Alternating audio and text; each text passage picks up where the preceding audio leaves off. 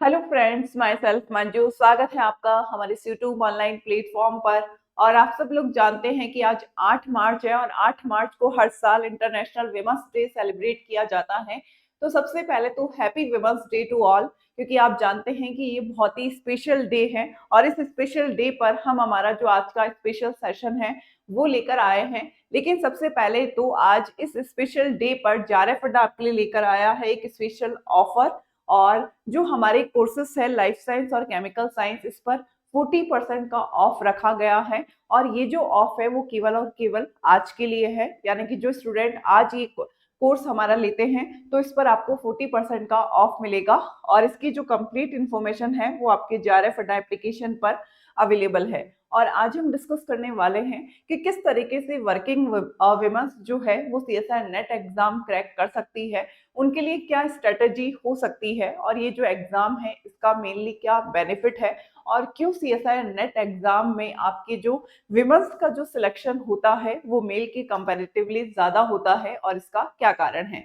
तो देखिए, सबसे पहले तो आप जानते हैं कि जो CSIR नेट एग्जाम कंडक्ट होता है वो असिस्टेंट प्रोफेसर मेनली जो कंडक्ट होता है वो आपका असिस्टेंट प्रोफेसर बनने के लिए कंडक्ट होता है। यानी कि ये जो नेट एग्जाम है, अगर हम इसमें JRF की बात अलग से करेंगे कि JRF जो है वो रिसर्च फील्ड के लिए भी है, लेकिन अगर हम केवल नेट की बात करें तो नेट जो एग्जाम है, अगर नेट क्वालिफाई जो है वो के असिस्टेंट प्रोफेसर बनने के लिए, यानी कि हम ये कह सकते हैं कि ये एक टीचिंग प्रोफेशन के लिए एग्जाम कंडक्ट होता है। और आप जानते हैं कि जो विमेंस के लिए सबसे जो सेफ प्रोफेशन जो माना जाता है वो टीचिंग प्रोफेशन माना जाता है। और इसमें एक तो जो काम का जो बर्डन होता है वो भी बाकी जो ऑर्गेनाइजेशन है उनसे थोड़ा कम होता है।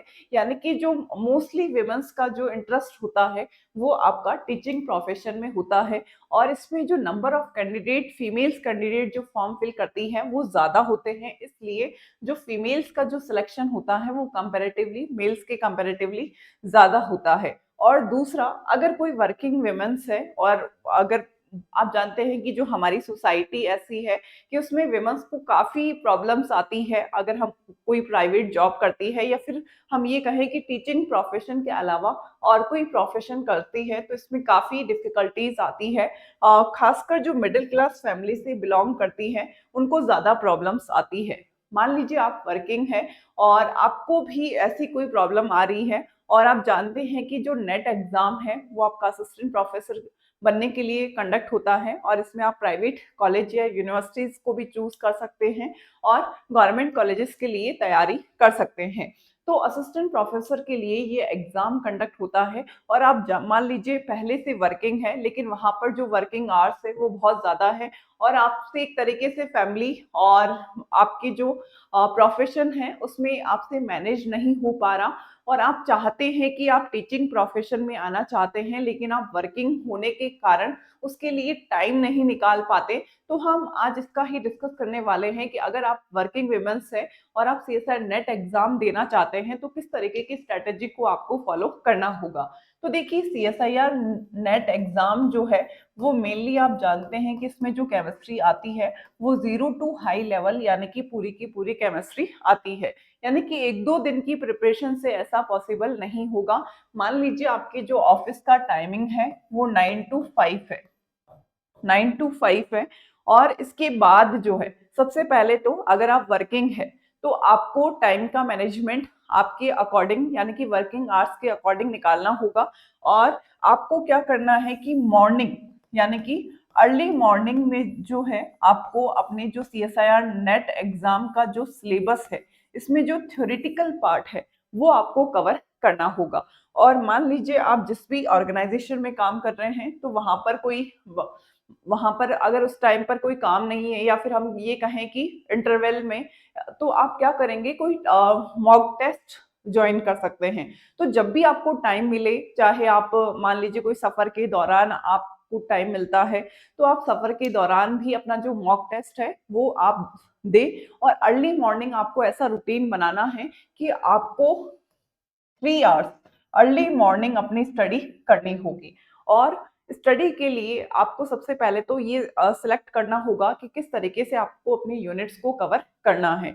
इनऑर्गेनिक, ऑर्गेनिक, फिजिकल और स्पेक्ट्रोस्कोपी, ये 4 ब्रांचेस है जो आपको कवर करनी है और उसमें से आपको कौन सी अच्छी लगती है, किसमें आपका इंटरेस्ट ज़्यादा रहा हुआ है, तो आपको उसके अकॉर्डिंग उस ब्रांच को सबसे पहले कवर करना होगा। और जब भी आपको टाइम मिले आपको क्या देना है, मॉक टेस्ट देना है। और फिर आप क्या करेंगे कि आपकी पीवाईक्यूज जो है, पीवाईक्यूज जो है वो हमेशा एक पेपर अपने पास रखेंगे। जब भी आपको टाइम मिले, चाहे घर आने के बाद शाम के टाइम पर, जैसे हम पूरे दिन भर थक जाते हैं तो शाम के टाइम पर हम क्या करते हैं, अगर हम थ्योरेटिकल पार्ट पढ़ते हैं तो उस टाइम पर हमें समझ नहीं आता, तो मॉर्निंग में आप थ्योरेटिकल पार्ट को पढ़ेंगे और शाम को आप क्या करेंगे कि आप कोई भी जो भी आपने टॉपिक सुबह पढ़ा है उसके क्वेश्चंस एक बार देख लें, क्योंकि अगर आप क्वेश्चंस देखेंगे तो वहां पर ना तो आपको बोरियत महसूस होगी और ना ही आपको ऐसा लगेगा कि हम जो पढ़ रहे हैं वो हमें समझ में नहीं आ रहा। तो आप शाम के टाइम क्या करेंगे, जो क्वेश्चंस है वो सॉल्व करेंगे और जब भी आपको टाइम मिले आपको बीच में मॉक टेस्ट देने हैं। तो इस तरीके से आप अगर रेगुलर पढ़ते हैं तभी आप सीएसआई नेट एग्जाम को निकाल पाएंगे। और सीएसआई नेट एग्जाम अगर आपने एक बार क्रैक कर लिया तो आप जानते हैं कि आप प्राइवेट कॉलेजेस में भी अप्लाई कर सकते हैं। और नेट क्वालिफाई वालों की जो सैलरी होती है वो बहुत ही अच्छी सैलरी होती है, स्पेशली अगर हम साइंस बैकग्राउंड की बात करें तो साइंस में आपको अच्छी से अच्छी कॉलेजेस भी मिल जाएगी और जहाँ पर आपकी सैलरी भी अच्छी होगी और टाइम का मैनेजमेंट भी आपका अच्छा रहेगा। यानी कि आपके लिए जो सीएसआई नेट एग्जाम है वो बहुत ही अच्छा ऑप्शन है।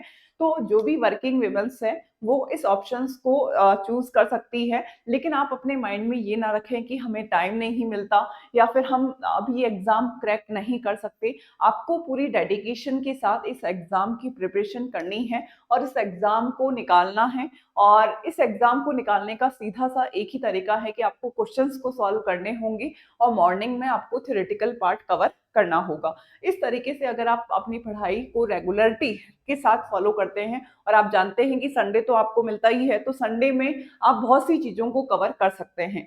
लेकिन आपको पढ़ना रेगुलर होगा और पूरे डेडिकेशन के साथ आपको अपने जो सिलेबस है उसे कवर करना होगा। अगर आप इस तरीके से अपनी पढ़ाई को कर जाते हैं तो सीएसआई नेट एग्जाम जो है उसे क्रैक करना कोई इतनी बहुत बड़ी बात नहीं है, आप आसानी से इस एग्जाम को क्रैक कर सकते हैं। तो again happy women's to all और happy women's day to all. और सबसे पहले तो आप अपनी जो जर्नी है इसको स्टार्ट करें और जैसे ही आप स्टार्ट करेंगे 10 से 15 दिन आपको ऐसा लगेगा कि किस तरीके से पढ़ाई करें समझ में नहीं आ रहा। लेकिन एक बार आप अपनी जर्नी को जब स्टार्ट कर देंगे तो आपकी वो चीजें रूटीन में आ जाएगी और आप आसानी से इस सीएसआई नेट एग्जाम के सिलेबस को कवर करते हुए अपने एग्जाम को क्वालिफाई कर पाएंगे।